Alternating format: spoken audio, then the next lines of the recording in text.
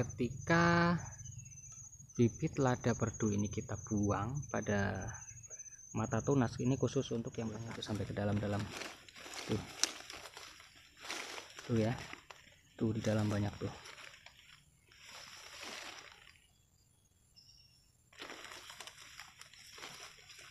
Tuh buahnya rapat di dalam.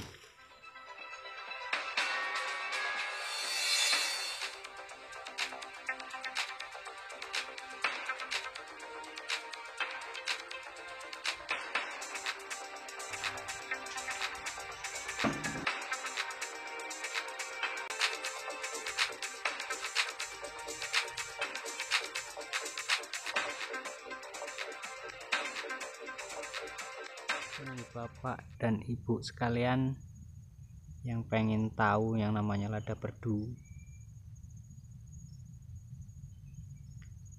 ini lada yang tidak perlu menggunakan tiang panjat, dan ini lokasi ada di Dawuhan Pak ya, kalau nggak salah di Purwokerto, Gedung Banteng.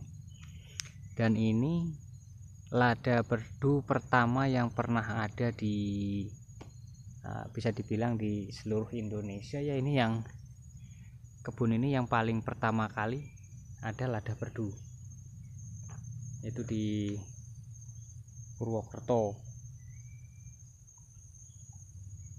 lada tanpa lanjaran. Ini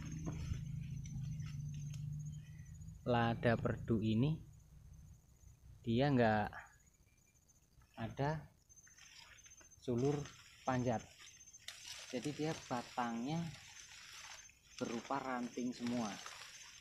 Tuh, bagian ke dalam itu batang, setiap kali tumbuh tunas dia berupa ranting, tidak ada batang panjatnya. Dan ini buahnya sangat lebat, sangat banyak. Ini usianya udah sekitar 6 tahunan ya, kalau nggak salah 6 tahunan. Tuh bagian atas, lokasinya kurang lebih setengah hektar ya. Iya, setengah hektaran atau lebih, setengah hektar lebih atau hampir 1 hektar lah sepertinya ini.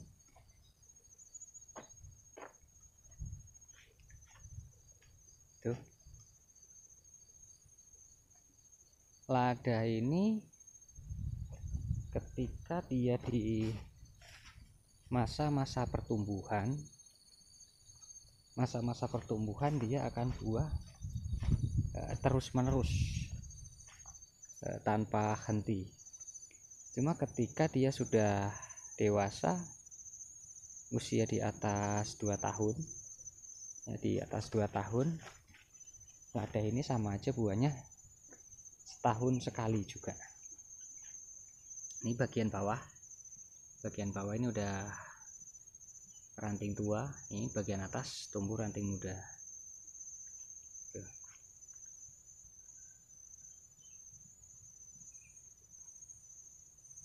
Daunnya pun beda.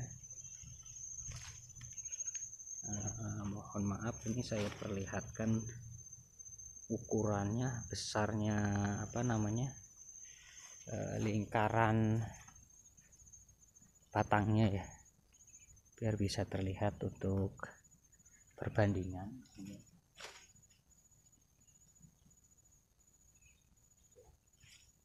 bulatnya udah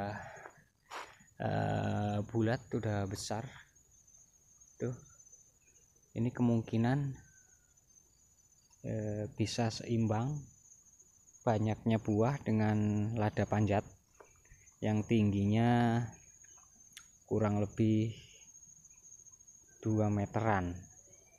Buahnya bisa hampir sama banyak, atau bahkan mungkin bisa lebih banyak yang lada perdu ini, karena ini di setiap ranting tuh bisa dilihat tuh, di setiap rantingnya tuh, di setiap mata tunas tuh tumbuhi buah tuh. Ini biasanya sampai ke dalam nih buah-buahnya nih. cuma memang agak sedikit ompong ya, bahasa saya ompong, kurang isi ya, kurang isi, ompong lah ya. Nih kurang rapat buahnya, butirannya, tapi hampir di setiap ketiak daun. Ini lada jenis Natar 1, lada sejenis dengan lada di Lampung, lada Lampung. Tuh. Bahkan ada yang baru mulai keluar bunga, bagian bawah tua. Tuh. Belum tua sih, cuma udah berisi, dan bagian atas sudah mulai bunga lagi. Tapi biasanya kalau dia tidak tumbuh tunas di bagian atas seperti yang ini contohnya, bagian atas tidak tumbuh tunas baru, dia buahnya rata sama tua. Cuma kalau di bagian hasil tumbuh tunas baru lagi, setiap kali tumbuh daun pasti ditumbuhi bunga. Jadi bagian atas sudah berisi seperti ini, kalau tumbuh tunas lagi di bagian atas, dia akan keluar lagi yang muda seperti ini.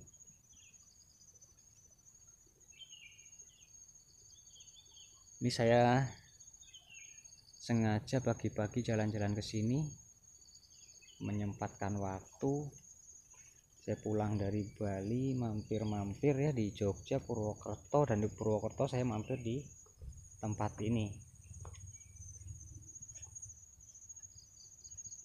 Lada perdu ada 2 jenis, lada perdu yaitu bertapak, dan lada yang murni memang dari tangkai ranting murni. Kalau perdu yang bertapak, dia akan tetap ditumbuhi tunas sulur panjat seperti ini. Ini yang bertapak karena tidak dipotong di mata tunas paling bawah ketika pembuatan bibitnya. Tuh. Ketika bibit lada perdu ini kita buang pada mata tunas, ini khusus untuk yang bertapak, kita buang di mata tunas yang ada di batangnya, maka dia tidak akan tumbuh tunas seperti yang saya lihatkan tadi yang panjang.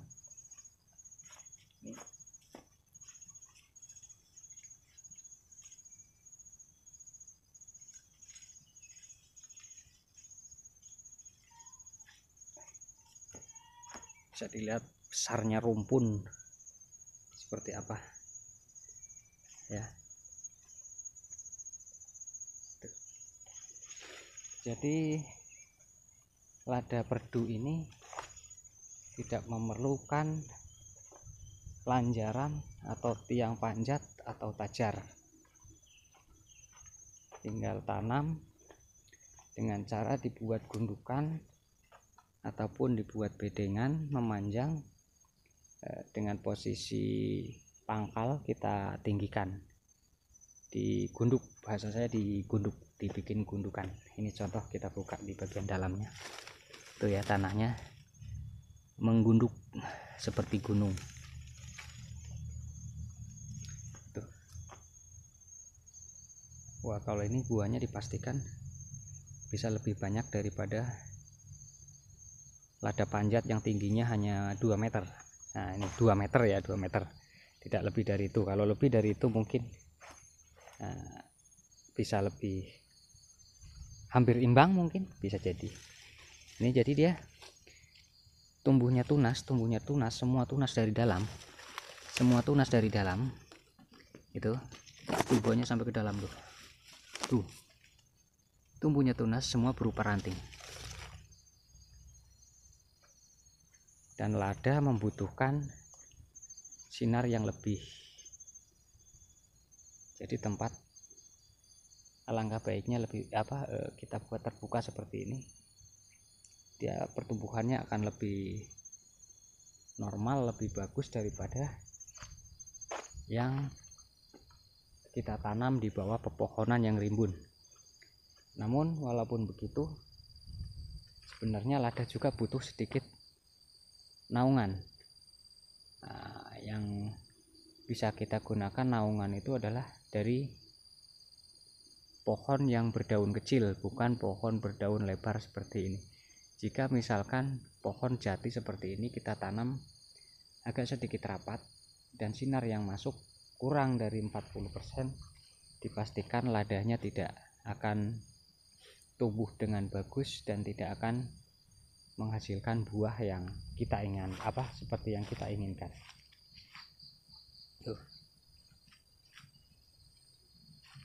Lada perdu pertama di Indonesia, nggak cuma di Purwokerto, karena lada perdu munculnya memang diciptakan dulunya dari pembibitan di daerah Jawa Tengah, yaitu Purwokerto. Itu yang kecil, itu baru usia kurang lebih hampir 1 tahun. Kalau yang ini udah 6 tahunan, kurang lebih 6 tahun sepertinya sih. Nah, tepatnya saya kurang tahu karena saya juga nggak tahu ulang tahunnya kapan ya. Siapa coba yang tertarik melihat kebun seperti ini? Rapih, rata seperti kebun teh, dan buahnya lebat. Tuh buahnya tuh sampai ke dalam. Tuh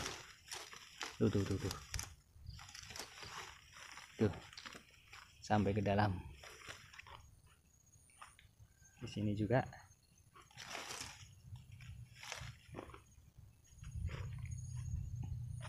Oke, ini kalau ada foto yang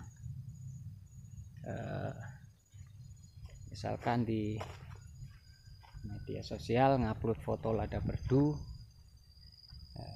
yang sebesar-besar ini, bisa diperhatikan, bisa diteliti tempatnya ada di sini atau ada di tempat lain. Ya mungkin di tempat lain ada yang usianya udah 4 tahun 5 tahun, bahkan hampir sama tanamannya juga ada. Cuma yang paling pertama dibuat adalah kebun ini di Purwokerto. Nah, untuk pembuatan bibit,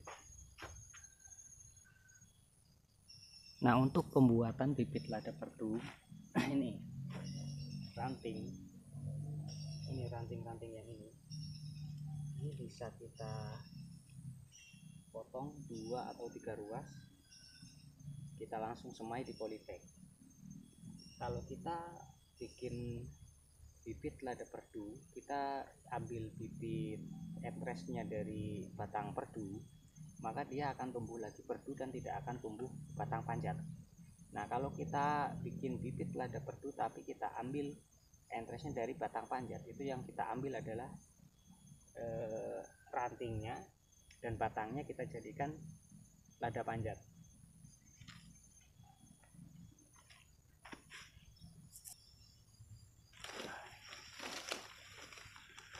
Buahnya itu sampai ke dalam-dalam tuh ya, tuh di dalam banyak tuh.